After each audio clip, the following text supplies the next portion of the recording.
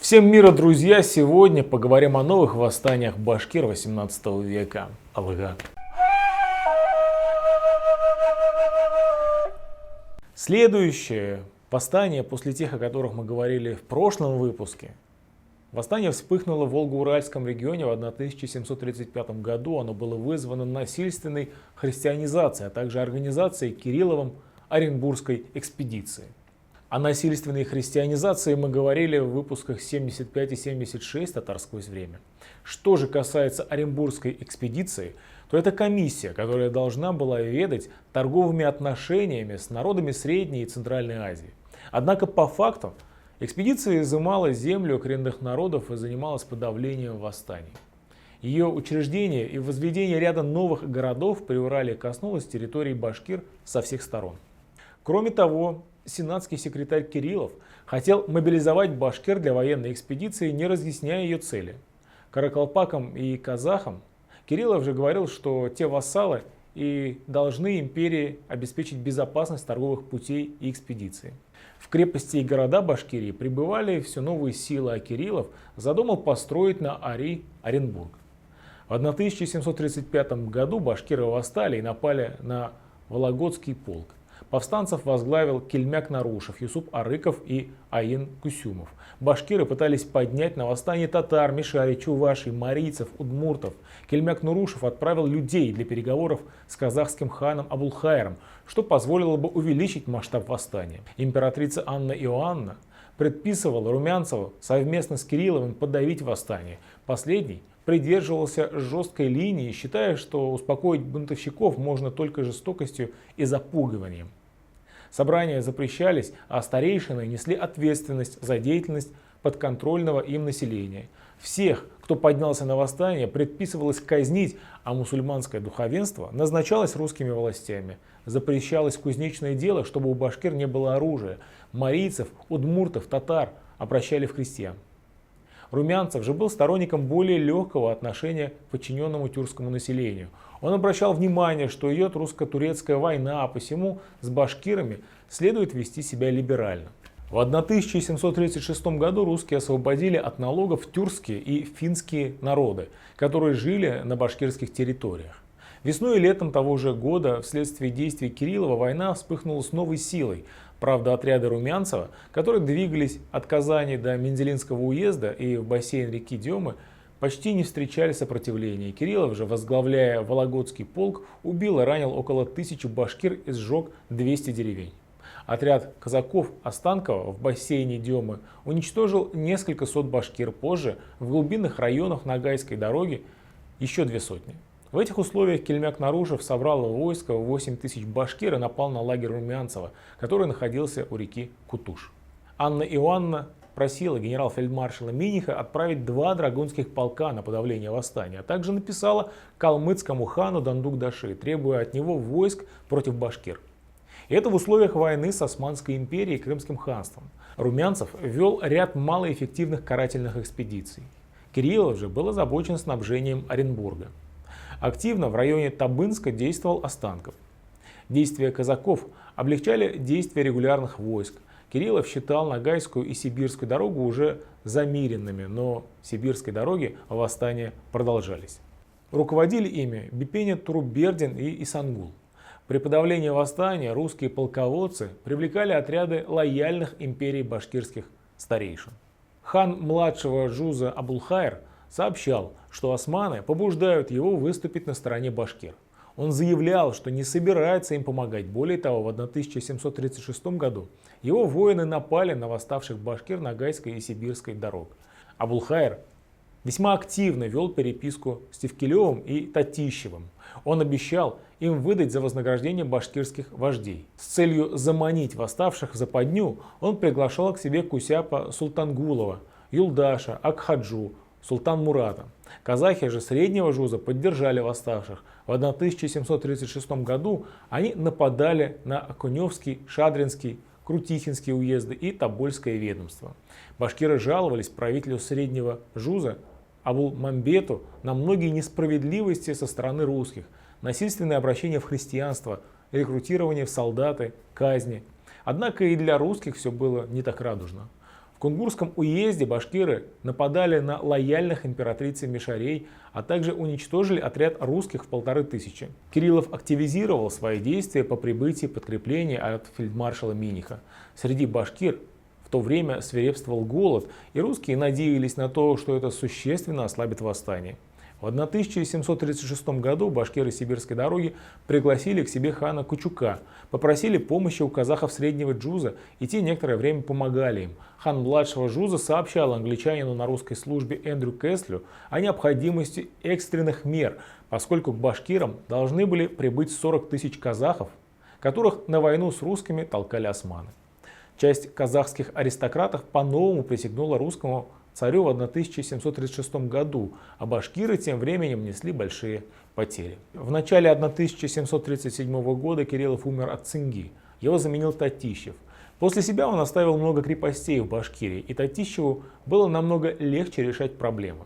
Татищев провел административную реформу, выделив из Башкирии Исетскую провинцию. Центр Пермской провинции был перемещен из Соликамска в Кунгур.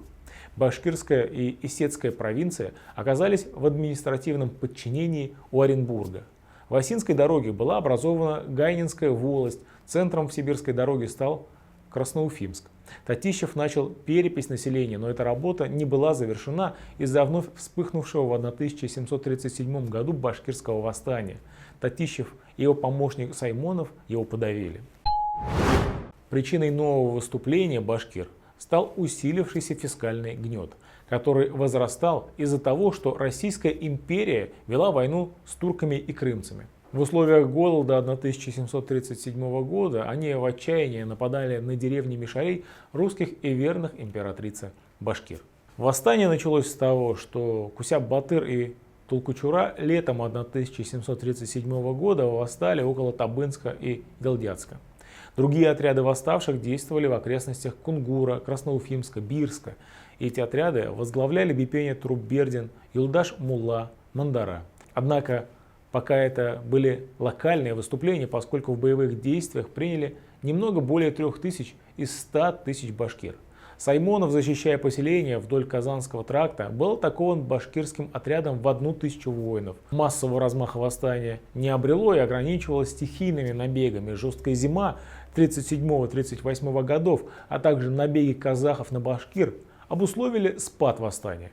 Татищев обещал помилование всем вождям восстания, если они присягнут императрице и явятся с повинной.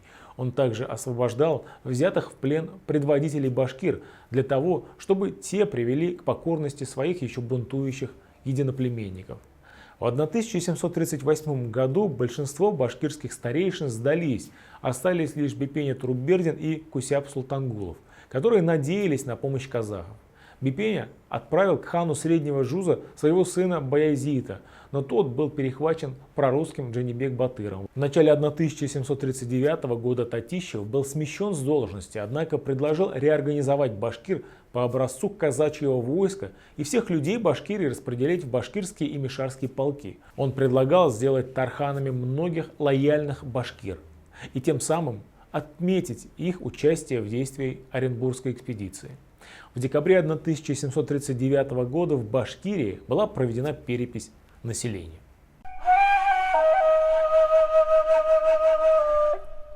В 1740 году в Башкирии появился Карасакал, который объявил себя Султан-Гиреем и стал называться ханом Башкир.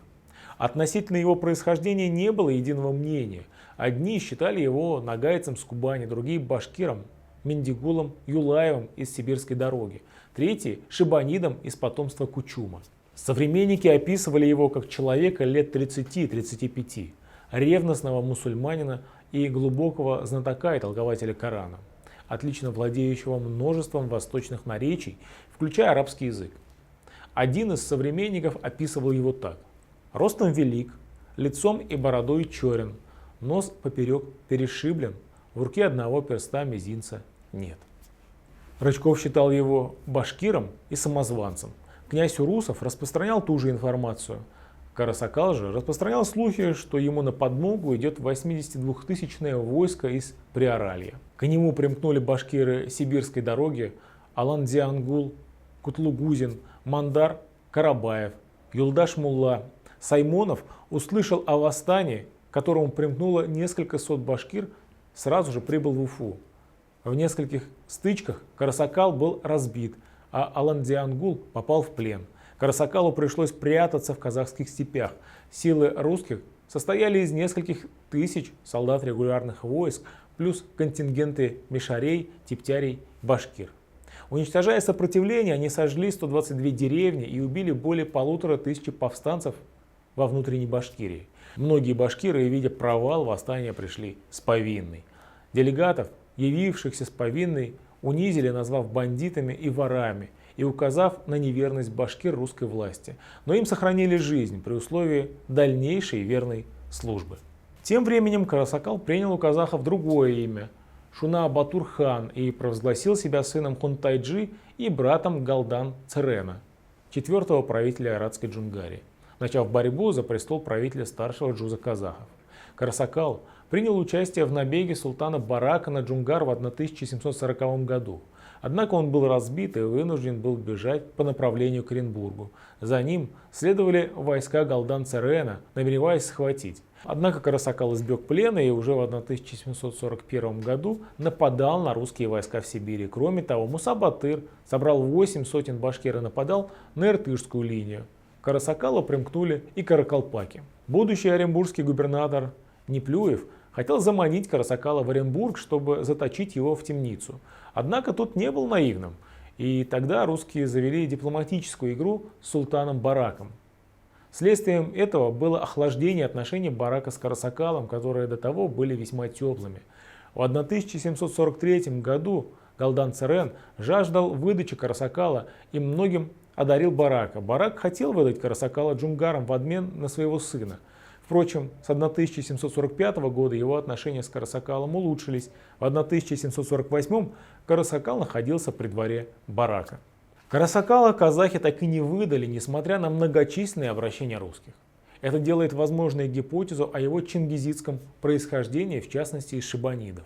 Друзьями Карасакала были влиятельные казахи Кабанбай и Казбек-би, которые были с ним до конца. В среднем джузе казахов Карасакал правил племенем Найман. Такое уважительное отношение могло быть только к Чингизиду.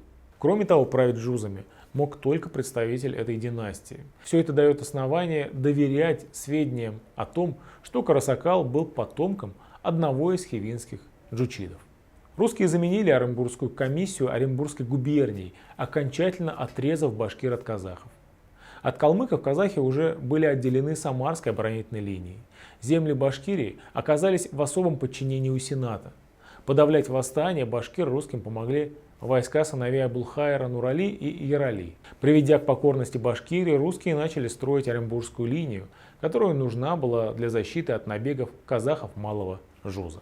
Что же касается Карасакала, то оренбургские власти многие годы неотступно следили за его передвижениями и не оставляли попыток схватить его.